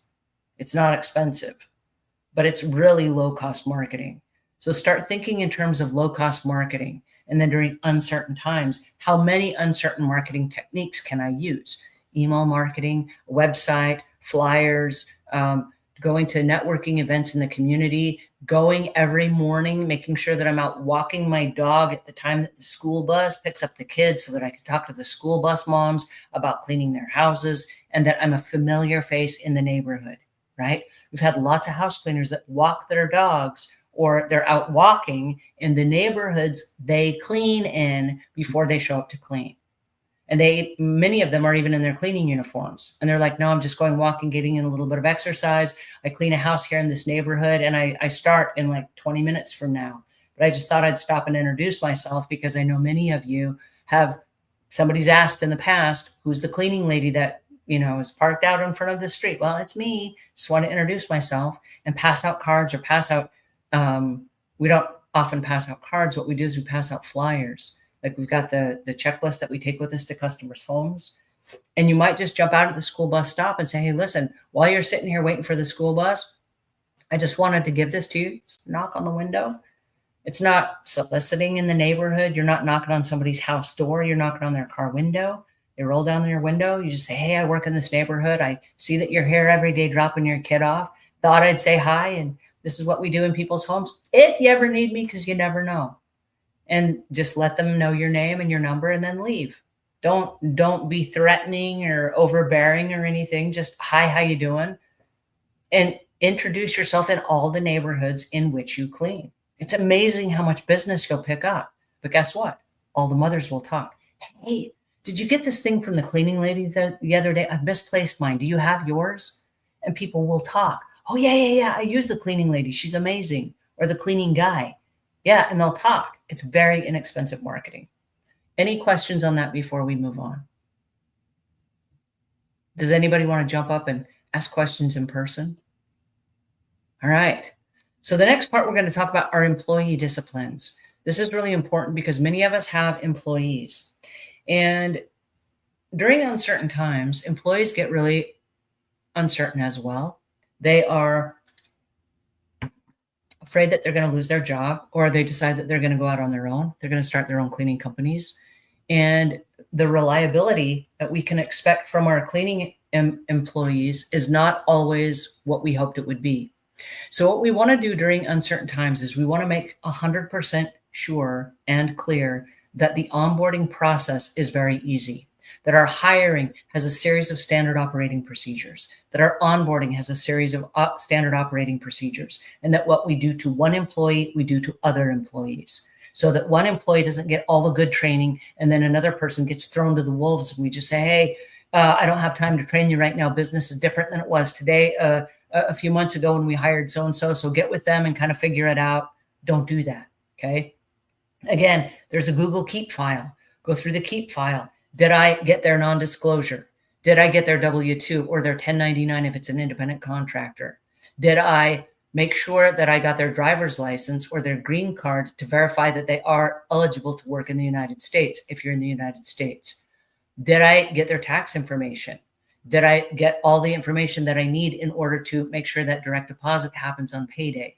Did I explain our payroll terms? Did I explain what happens in order for them to get paid? Did I explain what happens if there's a callback and they have to go re-clean on a job? Did I explain the hours that they'll be working? Are the expectations clear? Do they know when they're supposed to show up for work? Do they know what they're supposed to be wearing when they show up for work? Do they know how they're supposed to present themselves when they're showing up for work? And you got to have a series of standard operating procedures for that onboarding process. Because the worst thing that happens is we hire somebody and we're like, oh, they cleaned before. Okay, they didn't clean for you before. They don't know how your company operates. And so, yes, you do have to start from scratch, even if they've been in the business for 20 years.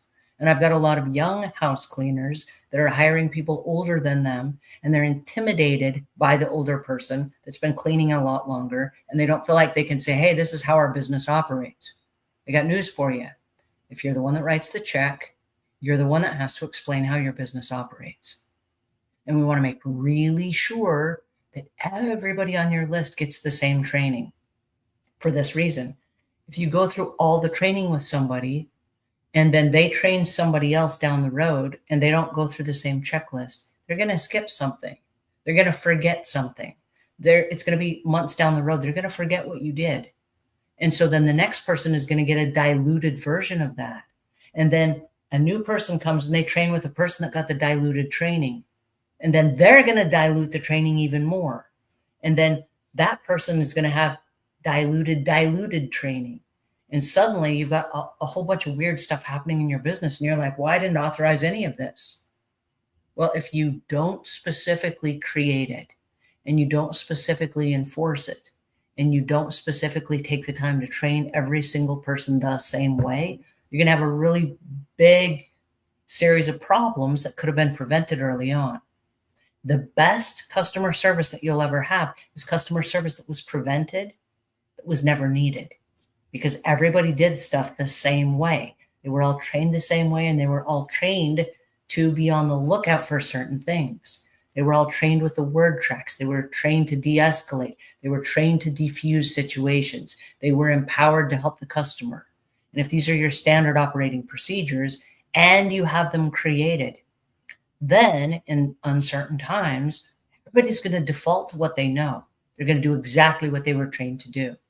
And so instead of just winging it, reinventing it on the fly, hoping that it works, don't be that company, okay? Because that's going to waste years of your cleaning business success. I can't tell you how many businesses hire me and they're 20 years into the cleaning business. And they're like, our business just isn't working. And we take a look at their standard operating procedures that don't exist. They don't exist.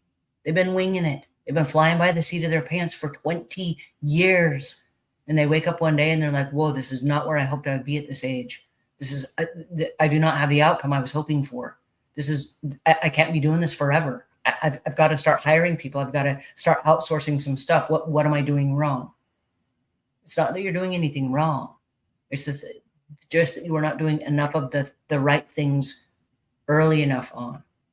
And so everybody starts from wherever they are. My encouragement to you is start today. Start today and figure out exactly the changes you need to make. What can you do today so that when you hit an uncertain period of time, that you're not like, oh no, my business is going up in smoke. Don't do that, okay? Say, wait a second. We can temper any storm. We've been through storms like this before. This is how we handle this. Here's how we go, right? All right, employee disciplines.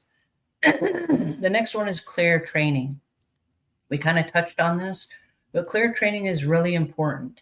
And it's important that you, as a business owner, have checklists and training videos, that you have evaluations.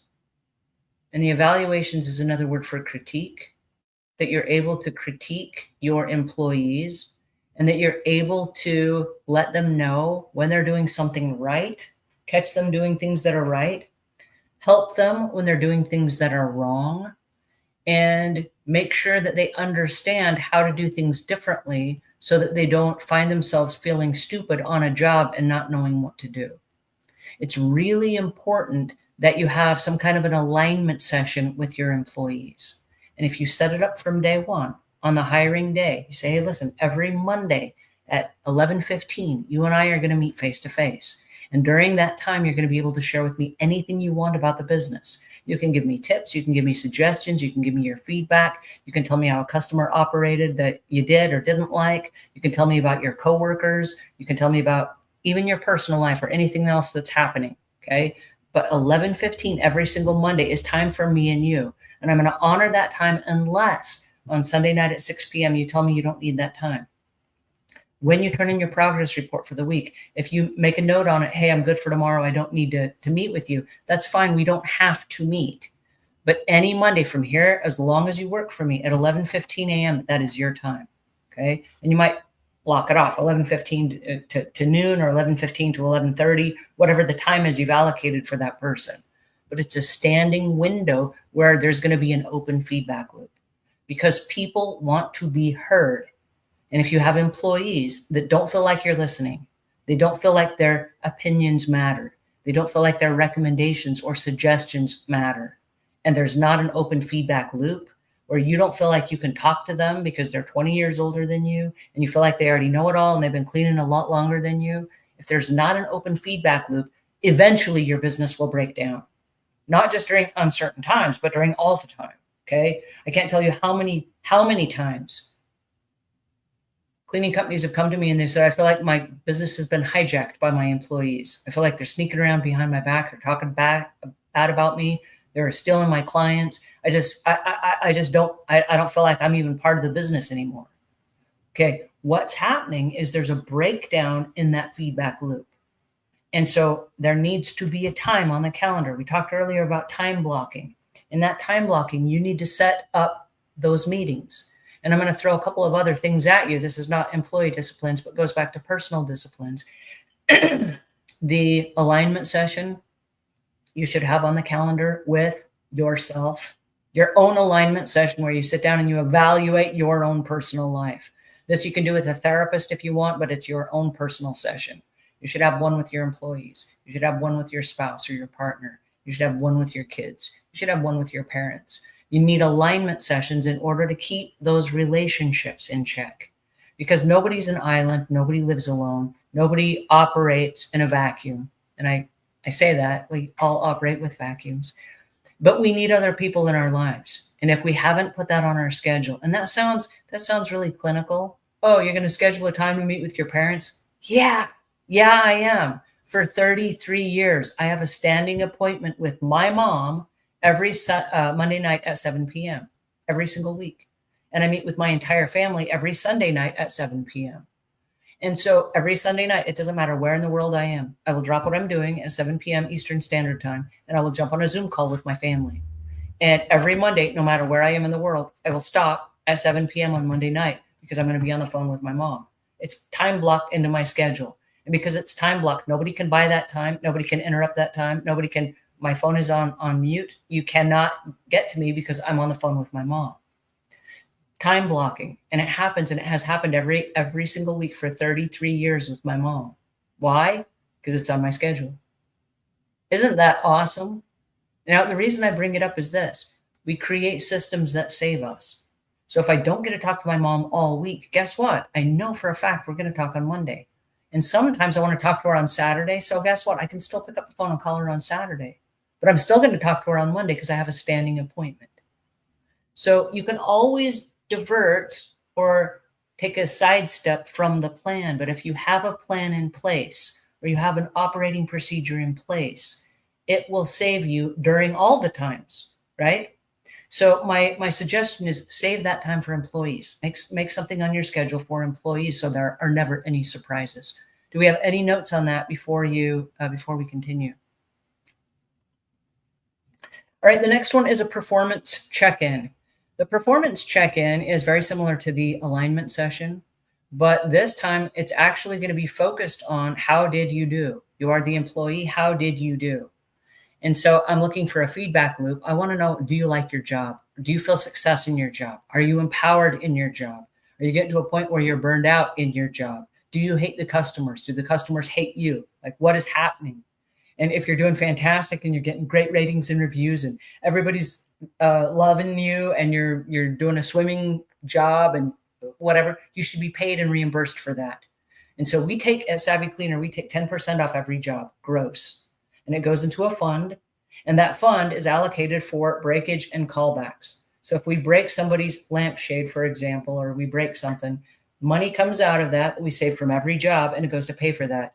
And even though we may have insurance, we may not want to make an insurance claim because it will jack up our premiums. And if it's a $30 breakage or something that we can fix inexpensively, we're just going to pay for it out of pocket. I'm not going to file an insurance claim on something that's like $30 or $100. But that comes out of our fund. If at the end of the month we had no breakage, we had no callbacks, we didn't have to pay anybody to go back and re-clean, guess what? There's money in a pocket that we can then disperse evenly with the people that worked. And our independent contractors and our employees are a part of that. And so what happens is people are like super tidy because they don't want callbacks, because if we got to pay somebody to call back, that comes out of everybody's money. Then everybody's going to start looking at you like, what? You had 4 callbacks this week? Like, what is going on with you? You're eating up the bonus money, right? But if there's a pay for performance, what happens is people start being efficient with their job. They start speeding up so that they can meet every job on time. They speed up and they're efficient and accurate with what they're doing so that there are no callbacks. They're being very careful as they clean so there's no breakage, because guess what? If they are careful and they are tidy and they are efficient and they are concise with the jobs that they do, they earn extra money. How cool is that? Well, it's pretty cool. And there are people that literally are buying presents for themselves with their bonus money, or they're paying bills or whatever. But create that even in uncertain times, because in uncertain times, that's when people get scared. That's when people have bills to pay. That's when people start job hopping. is when people want to go start their own companies. And so if you can provide something like that during uncertain times, some little benefit, some little bonus, there's an incentive for people to stay with your company. Any questions on that before we move on? Okay, that takes us to our team culture. Team culture is really important, and you want to reinforce it during uncertain times. The team culture is rewarding consistency, not just speed. Did everybody show up on time? And if you don't have a way to clock the time that people show up, create one. At Savvy Cleaner, we have a drive-through. It's very similar to a school drive-through. And this happens, it works really well for schools. It also works for cleaning companies. People show up and they're expected to come through the drive-through at a specific moment, at 8:01 or 8:02 or 8:03 in the morning. And their drive-through is literally a minute. They drive in, we check their car, we check their person, like, are they presentable and in uniform? We check their cleaning caddies or they pick up their cleaning caddies. Everything is fully stocked, fully inventoried. Here are the cloths. Here are the supplies. Get in your car. Here are the jobs for the day, the work orders. Goodbye. You're done. There's no chitty chat. There's no loitering. There's no lingering. They're not doing an alignment session every day at drop off and pickup. That doesn't happen. They drive through the line. Boom. They're on to the next one. And the next person comes through at the minute they're allocated, and people will get in line to go through, right? It's a very specific system, and it works. And so when we talk about team culture, what happens is you want to create consistency that people can count on. Because when we're kids, we go to school, there's a consistent schedule. And because there's a consistent schedule, all the kids show up for school on time. And then when we become adults and we all start our own businesses, there's like no schedule. And if we're running a team of people and we're making it up and we're winging it every day, we create this uncertainty in the people that are supposed to support our business, and they're supposed to be face line to our customers.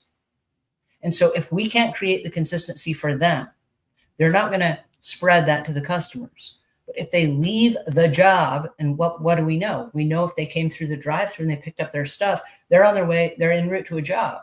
We saw them at 8:01. And if they're, lingering and they're not here till 9:15, we know. You know what I mean? And so make systems that keep everybody in check so that there are no surprises. Do we have any questions on that? That's kind of a big one. All right. The other one is cross-training. Cross-training is a big one for us because there will be cancellations, whether you like it or not. There will be dropouts. There will be people that call in sick. There will be unfortunate family events. There will be things that stop people from doing their regular jobs. And so if you cross-train, this is where you take a regular employee, let's say the employee was hired part-time, and they typically do maintenance cleans. You might bring them in an extra day. It's paid training for them, and you might cross-train them to do a specialty job. For example, in North Carolina, there's a lot of pollen this time of year. And you go outside, you open the fresh air, and there's just a yellow coat of bee pollen everywhere. It's on all the vehicles. It's on all the landings of all of the decks and the porches.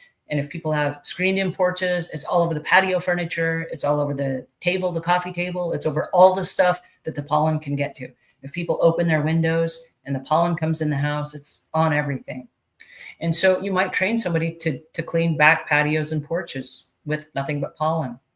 And so this might be a regular cleaner. And then you have cancellations and you say, listen, I need you to go do 4 patios or 4 porches today. During uncertain times, you can grab an employee, give them an extra day of work with nothing but special projects. Maybe they've learned your 5 appliance package and they know how to clean stoves and garbage disposals and ovens and refrigerators and defrost freezers. And they know how to do that package. And so what you might do, you have a cancellation today and you're in a neighborhood. You send that employee over to clean somebody's 5 appliances. And so because we sell those packages in advance, they can be redeemed at any time. And so you send out one email, hey, we had a cancellation in this neighborhood. We have a tech on staff that's doing that 5 appliance package. Have any of you paid for one, or does anybody want to pay for one and have that one person go do that? Right? During uncertain times, you just picked up an extra $300 for something that was not going to happen. It was not on the books. It was not a scheduled cleaning. It's not part of the regular maintenance cleaning. It's an extra, right? And so during uncertain times, you want to upsell. You want to sell extras. And that's part of your cross-training. And so are you pulling people in saying, hey, listen, I've been watching you and you're just a great cleaner. And I'm really excited because I think you would be a great deep cleaning specialist on our team. And we do deep cleanings 4 times a year for every customer. So instead of just the maintenance cleans, we want to keep you on maintenance cleans part-time, but we want to bring you in on Fridays. And Fridays is a full day cleaning, and we're going to have you do this for all the different houses that we do. The cross training is this, and this is where it gets really awesome. Let's say, and I'm making this up as we go, but let's say that Evelyn is the maintenance cleaner that goes and cleans this house. Then I have Ted. Ted is a new hire that cleans other homes. We bring Ted in and say, Ted, you've been amazing. You're just a great cleaner. Okay. We'd like to train you as a deep cleaning specialist. We'd like to bring you in on Fridays, and we would like you to clean all these different homes. Well, Evelyn has all of the homes that she cleans, and we put Ted on Evelyn's jobs. So Ted is cleaning with Evelyn. She's doing a maintenance clean. Ted is doing a deep cleaning. And then lo and behold, Ted is now inside the home of Evelyn's customers.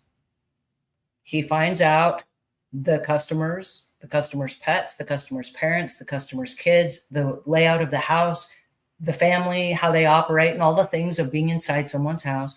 And then one day, amazing, Evelyn gets sick. So sick she can't come to work for a week. Well, guess what? We already have Ted that does the deep cleaning for Evelyn's customers. He's already been in the house. They already know, like, and trust him. They've already vetted him, and they feel comfortable around him and all the things. So we send Ted in, who also does maintenance cleaning for his own accounts. He does deep cleaning on Fridays. We say, hey, listen, would you like to? He's only part-time. He only works from, 8 to 12. Would you like to go in from 12 to 4 on this Tuesday and clean Evelyn's house? Well, yes, that's absolutely perfect. I'd love to pick up the extra hours. So what we did is we cross-trained during uncertain times, and we got all of our people up and ready and familiar with other houses and other jobs so that they could pick up for somebody in the event that somebody goes on vacation, somebody calls out sick, someone has a family emergency, or for whatever reason, they're not able to come to work today or for a week.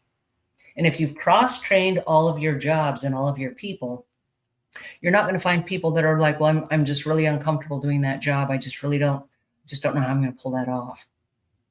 Okay. What we have is we have a series of people that are now trained, and they know the customers, and they're capable. Okay. So that's an employee discipline that I want for us to think about. The next one is, how do we retain talent? And during uncertain times, we really, really want to focus on how do we retain talent. It is far, far, far easier to keep talent that we already have. Talent meaning cleaners. Some people call them cleaning technicians. Some people call them maids, help, hiring folks, cleaners, cleaning guys, girls, cleaning lady, whatever your term is. They're all interchangeable, and they're all used for different things. And people have their own preferences. I know that Dusty is on the call with us today, and I think she's the cleaning fairy godmother. So I think that's awesome. But how do we retain somebody like that during uncertain times? One of the things that we've done at Savvy Cleaner, and one of the things I recommend if you haven't done it already, is to create a commission program where all of your employees are hired as salespeople. In addition to doing the cleaning, they're also trained, part of the cross training, how to sell and bid jobs. Here's the reason why. They're not going to overpromise, because ultimately they might be the one delivering on the job. But what happens is, if they are selling at every single house, they make a commission on every upsell. So for example, I, Angela, go to clean a house. I got a worksheet, and along with my worksheet, I'm going to leave a leave behind. And the leave behind says, hey, we've got Mother's Day coming up. And instead of Mother making a great big meal, what we would like to do is we would like to upsell Mother a special package, and we would like to give her the 5 appliance package. I bring that up because we were just talking about that. So of course the mother sees it. And what does she do? She gives it to her husband. And she says, hey, for Mother's Day, you can buy me this 5 appliance cleaning package. And he says, hey, that's a great gift. And it might only be $300, and it might be a separate something that's not part of the regular cleaning. But what happens is this: the house cleaner that then said, hey, I've got this package like coming up. Do you want to add that to your house? The house cleaner that then locks in that deal gets a commission, and it might be a 10% on top of the regular job. And so what we want to do is we want to empower all of our employees to be out selling, selling, selling, selling, so that when they finish a job, they're leaving flyers in people's mailboxes in the surrounding houses of the house they just cleaned. That they're talking to the neighbors, that when they get to a house and they're 5 minutes early and there's somebody out in the street, they stop the person and they say, hey, I just want to introduce myself. I'm the cleaner of this neighborhood. And by the way, I have an extra worksheet here in my car. I want to give this to you just in case, because you never know. And they say, oh, that's great. Thank you. When that person calls and they book that cleaner, because that cleaner is the person that got the job, that house cleaner makes an extra 10%. And so what happens is if they start making money, and it doesn't have to be 10%, it could be 25 bucks, it could be 100 bucks, it could be 50 bucks, whatever you decide is fair for picking up a new account. But if your employees are empowered and incentivized and commissioned to book deals for you, you're going to have however many cleaners you have out there. Let's say that you have 10 employee cleaners. You're going to have 10 salespeople that are out drumming up business for you.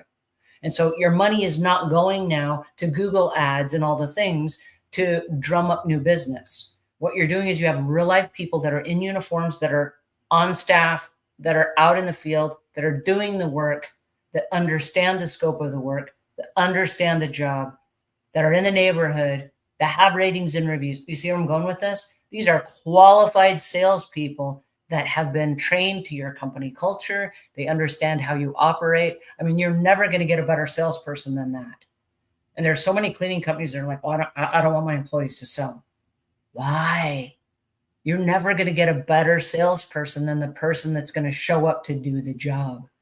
They're going to sell to do the job instead of them selling to do the job and taking the job away from you and going to start their own company. They're going to stay with your company because they make money for selling the jobs. If they go get the job for themselves, yeah, they make all the money, but they're going to have to run all the job and they're going to have to run the whole business. It is far easier to just make extra money and to do the work and have you pay for everything and the insurance and the workers' comp and the uniforms and all that stuff. It's way easier to be an employee than it is a business owner. But empower them to close deals for you so that you don't have to do all the work yourself. Any questions on that before we move on? That's awesome, right? I just love that technique. All right, the next one is service disciplines. These are customer service disciplines we want to implement during uncertain times. And one of them is clear expectations. Now, I'm going to give you a secret. Not just uncertain times, but during all times. If you will play this game, ask the question, was I clear? Was I very clear about my understanding? And did my customer understood what I just said? And the reason being I bring this up is like the scenario that I shared with you about the house cleaner that didn't make clear expectations about the walkthrough. She was on a job, and we teach people how to do this. Go on a walkthrough and then also clean while you're there. But it has to be clarified with the customer up front. The customer has to know what's going on. But if you have really clear expectations with your customer from day one, you want to under promise and over deliver.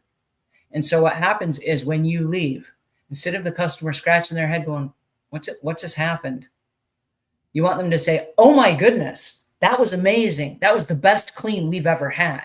Because right now with expectations, and I don't want to scare you and I don't want to sound ugly and I don't want to be like Debbie Downer. Chances are you're not the first house cleaner anybody's ever had. So you go to a customer and you say, hey, I'm a house cleaner. And immediately they start thinking all the house cleaners they've had in the past and all the things that went wrong. And they're thinking in their head, how are you any different? And so before you do anything, they're judging you. And they're not judging you on any of your own merits. They're judging you on everyone else's merits that came before you. It's like, did you ever go on a bad date? Yeah. You got a whole string of bad dates and then you meet a really nice person. And what happens? You're like, I don't trust anyone. I've had some really bad experiences. It's the same thing with the customers. They've had some really bad experiences. They can't tell you the horror stories that I hear every single day from homeowners. Oh, we had a cleaning company that did this, that, and the other. And I sit there like, no way. They did that? Of course they did that. I hear stories like that every day, all day, right? You want to be the company that shows up and says, you know what? I'm really sorry that happened to you. and I can't compete with the last cleaning company. And I don't know why they did what they did. And I'm not here to justify or to defame what they did or to jump on the bandwagon and like talk smack about them or anything. I don't know them. But what I'm here to do today is to create some realistic expectations, because you're asking me to do certain things that I promise you can't happen. And I've said this to a lot of customers, and it's really disarming. They're like, "You promise me it can't happen. I promise it can't happen." With the time frame that we have allocated for your house and the budget that we're talking about right now, I promise we can't meet those expectations. We are not the right company for you if that's what you're expecting. And I don't know what your last house cleaner did, and she might have been just phenomenal. We can't do that for this price. I promise we can't. And so I want to be really realistic. Either we're not the right company for you, or we need to resettle on what we're able to do. And it's really disarming. People go, "Oh, okay. Well, what can you do?" But the reality is this: why are you there? If the other company was so phenomenal, how come they're not still there? How come they're not still working for you? Right? If they've gone and you're in search of somebody new, something happened somewhere. And so my job today is to set realistic expectations. So under promise, and what can you do this? Can you do that? We can do that, but not part of a maintenance clean. That's not part of a maintenance clean. I would love to be able to do that, but guess what? I am not Superman. I don't have that capability. On a maintenance clean, we can't possibly do that, but we can do it on a special package. What I'd like to do is bundle this and this and this and this and put it together. And we can do that for $500 on a special day on a different time if you want. But it's not part of our deep cleaning, and it's not part of our maintenance clean. And if you and me never talk about it again, we will never clean that when we come to your house. And they're like, "Oh, okay." Knowing what you don't do is just as important as what you do. So during uncertain times when people are like, "I only have a little bit of money and I want all the cleaning." Well, so do I. We're twins, right? But it's not possible. And so it's like going into a restaurant saying, "I got $5 and I want everything on the menu." Okay, well, you're going to have to pick. You can't eat everything on the menu, and we can't give everything on the menu to you for $5. It's not possible. But you can get something really tasty and something really nice today for $5. So pick something today and let's go with that, right? So you have to bring your customers back to reality. And if you are fair, and if you are reasonable, and if you are responsible, and I use the word responsible, able, if you are responsible to the customer and you do what you say you're going to do, even if it's a whittled down version of what they were expecting, but it's clear expectation, like, here's what we're going to deliver, and then you deliver that and you deliver it consistently and you're exact with it, they're going to go, "Oh my gosh, they delivered exactly what they promised." And they're going to be so happy because you showed up on time, you showed up in uniform, you had cleaning supplies that were well stocked, your car was clean, you came, you did the exact stuff you said you were going to do, you left a checklist, it was crystal clear, you delivered what you promised and maybe a little mulligan to go with it. The payment is easy. When the price is clear, when the promise is clear, the price is easy. Let me say that again. When the promise is clear, the price is easy. So if the expectations are clear, and then you ask the customer, "Hey, do we have a deal?" "Yeah, we have a deal. That sounds fair." "Great. How soon do you want to start?" "I have 2 openings. We've got one on Wednesday at 8 a.m. and I have one the following Thursday at 2 p.m. You can have a Wednesday morning or Thursday afternoon. Which slot do you want?" Write it down. While I'm writing this down, I want to guarantee this entire slot for you for the following year. I can guarantee today's price for 1 year. Is that fair? That's fair. At the end of the year, quick note, we'll have another walkthrough. We'll reassess your needs. I will raise the prices, and we then can change your date if you want it. But right now, today, I'm going to lock in your rate. I'm going to lock in this cleaning slot Wednesday at 8 a.m. from now through a year.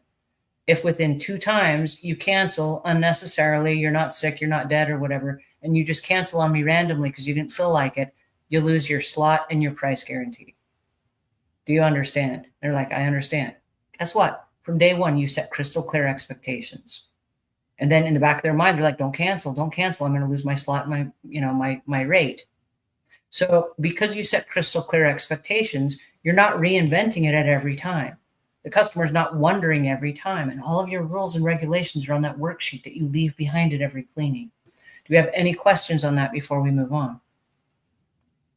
All right. Another service expectation that we have is we want to over communicate during chaos.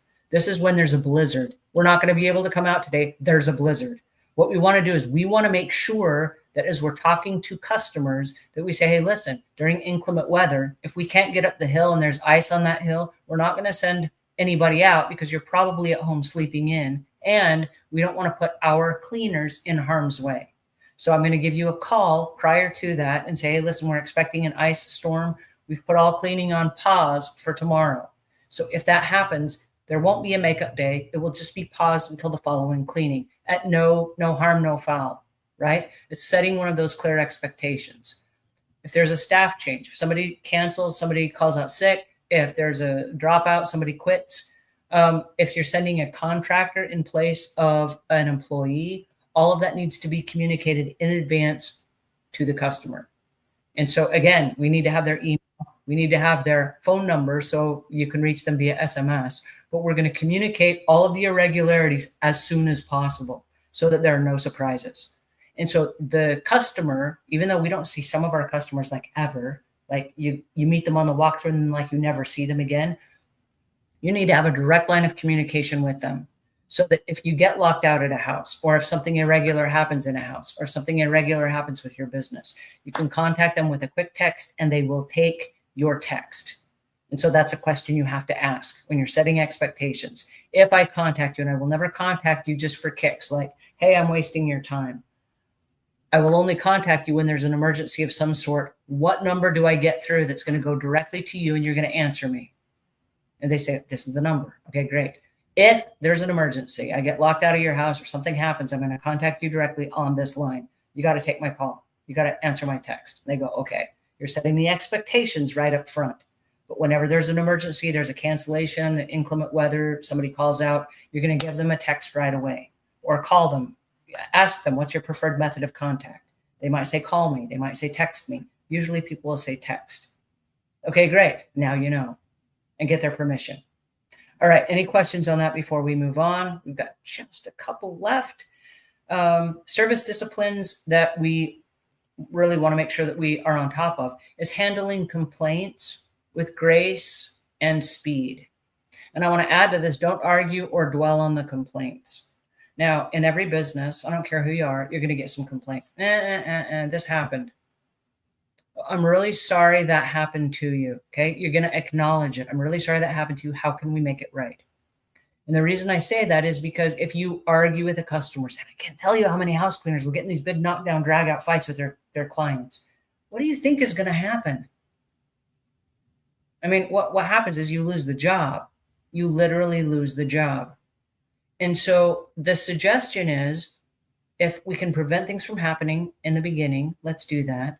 If we find ourselves with a complaint on our hands, oh my goodness, that is the cost of the lesson. And we have to stop and say, oh, did we just do that? We can do better. Okay. I'm sorry on us that we let this happen. We screwed up.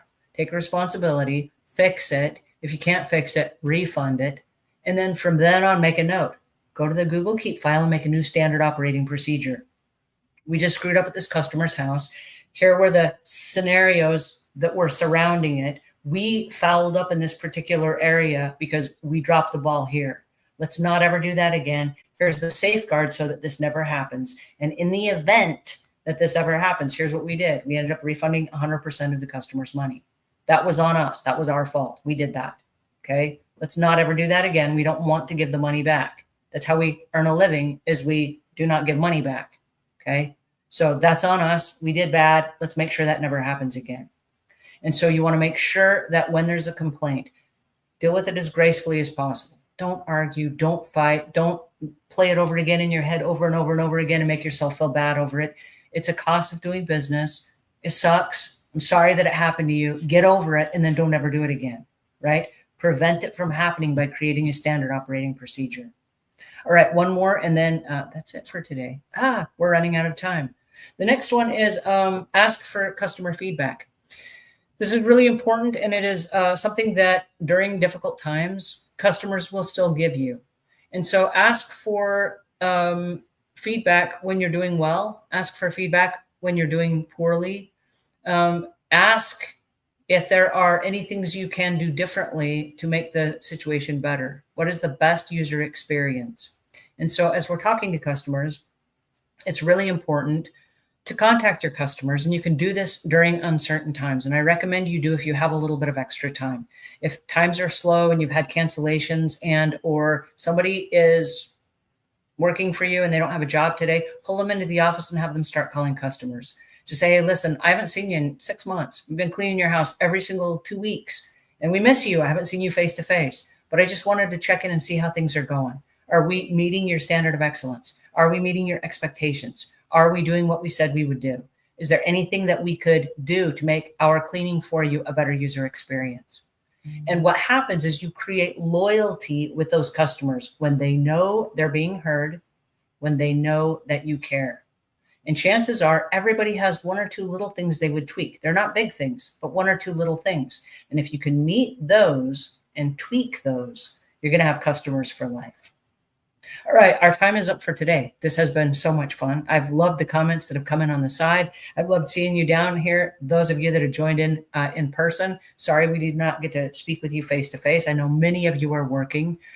This was a makeup session for last week. I was so sick last week, so thank you for meeting with me today. And next week is our regular schedule where we're back on schedule for our regular training through Savvy Cleaner. So if you're not a member of Savvy Cleaner, please join us, savvycleaner.com/join.